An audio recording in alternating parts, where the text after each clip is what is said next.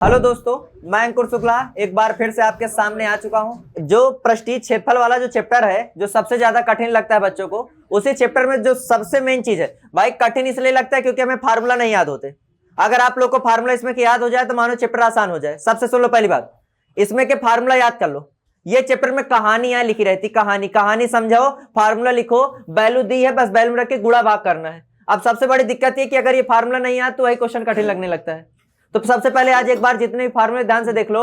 अगर आपके सामने घन का कोई सवाल आता है जिसको हम लोग क्यूब बोलते हैं, क्या बोलते हैं? क्यूब। तो क्यूब के सूत्र यहाँ पे आपको दिए गए हैं। क्या है? सबसे पहला नंबर, अगर क्यूब का पृष्ठीय क्षेत्रफल निकालना हो तो ये फार्मूला क्या दिख रहा है? 6a²।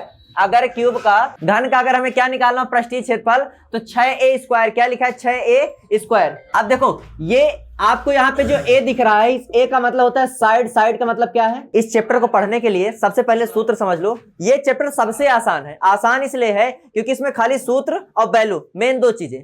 सूत्र याद है, वैल्यू रखो, गुणा भाग करो, आंसर आ जाएगा। अब अगर ये नहीं याद तो फिर काम बेकार। अब ये है क्या? सबसे पहले देखो, घन आता है एक टॉपिक। इसमें क्या मिलेगा आपको? घन। घन का मतलब क्या होता है? जिसको हम लोग अंग्रेजी में क्या बोलते हैं? क्यूब। अगर इसका हमें पृष्ठीय क्षेत्रफल निकालने को आ जाए, आपसे परीक्षा में बोलेगा, एक सवाल बोलेगा कि घन का पृष्ठीय क्षेत्रफल निकालो। आप पृष्ठीय क्षेत्रफल निकालना है, वैल्यू आपको दे दिया, आप वैल्यू सामने दिख रही है, लेकिन सबसे मेन ये कि सूत्र नहीं याद। तो इसका जो सूत्र होता है पृष्ठीय क्षेत्रफल का, कितना होता है? 6a²। उसके साथ साथ अगर वक्र पृष्ठीय क्षेत्रफल पूछेगा तो क्या लिख के आओगे? वहां सीधे सीधे लिखा रहेगा, वहां सीधे सीधे सवाल में लिखा रहेगा घन का पृष्ठीय क्षेत्रफल, घन का वक्र पृष्ठीय क्षेत्रफल, घन का आयतन। अब ये कि सूत्र आपको बारी बारी यहां लिखेगा, इनको ध्यान से सुन लो और लिख भी लो कॉपी में। पृष्ठीय क्षेत्रफल का होता है 6a²। a का मतलब होता है साइड, साइड का मतलब भुजा। आपको दी होगी भुजा उसमें। यहाँ पे भी जो a दिख रहा है ये भी क्या है? भुजा। जहां जहां a दिख रहा है वहां वहां आपको क्या समझना है? क्या है ये? भुजा। घन का आयतन कितना होता है? भुजा क्यूब मतलब a का क्यूब। उसके बाद आगे क्या दिया? घन के बाद दूसरा टॉपिक होता है घनाभ। घनाभ का अगर निकालना हो तो घनाभ का पृष्ठीय क्षेत्रफल। घनाभ का पृष्ठीय क्षेत्रफल क्या होता है? 2lb + bh + hL। अब ये lb, bh और hL क्या है? l का मतलब होता है लेंथ। लेंथ का मतलब क्या है? लंबाई। B का मतलब होता है ब्रेड्थ। ब्रेड्थ का मतलब चौड़ाई। और H मतलब हाइट माने ऊंचाई। ठीक है, तो बस वहां पे आपको सवाल में दिया रहेगा, आपको बस वैल्यू रखना है, इसको हल करना है। कब? जब आपको क्या निकालना हो? घनाभ का कुल पृष्ठीय क्या निकालना हो? क्षेत्रफल निकालना हो। उसके बाद मान लीजिए अगर आपसे कह रहा है कि घनाभ का वक्र पृष्ठीय क्षेत्रफल निकालो, क्या निकालना है? वक्र पृष्ठीय क्षेत्रफल। तो वक्र पृष्ठीय क्षेत्रफल निकालने के लिए आप क्या लगाओगे? कौन सा सूत्र लगाओगे? 2h + l + b। यहाँ पे भी जो l, b, h है ना, ये वही चीज है, लंबाई, चौड़ाई और ऊंचाई। ठीक है ना, कोई अलग चीज नहीं दी गई है। बस ये सूत्र जानते हो क्या है? ये सूत्र याद बस कर लो बस एक बार। और अभी सूत्र लिख लो कॉपी में, मैं आपको सवाल भी बनवा रहा हूं, देखना सवाल भी बनेंगे यहाँ पे। ठीक है ना, उसके साथ साथ आगे क्या है? अगर गोला आ जाए, गोले का आयतन या गोला आ जाए, तो गोले का निकालने का क्या होता है? गोले का पृष्ठीय क्षेत्रफल बराबर सूत्र क्या है? ये आर मतलब जानते हो क्या है? गोला है तो गोले में क्या होगा?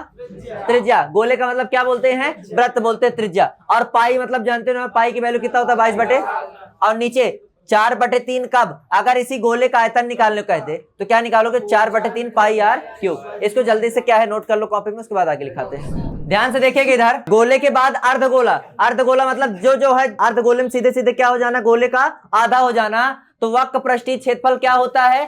2πr²। कुल पृष्ठीय क्षेत्रफल क्या होता है? 3πr²। ये जो r बार बार आ रहा है, r का मतलब समझ रहे हो ना? त्रिज्या।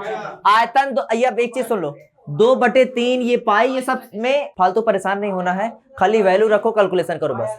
ठीक है, मेन ये है भैया, इस पर विशेष ध्यान देना। यहाँ पे एक आपको नई चीज देखने को मिलेगी जिसको हम लोग बोलते हैं तिर्यक ऊंचाई।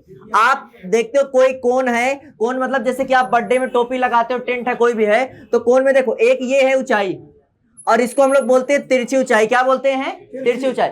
मेरी बात ध्यान से सुनना, कोई कोण है, ये कोण में इसको हम लोग बोलते हैं ऊंचाई। क्या बोलते हैं? ऊंचाई।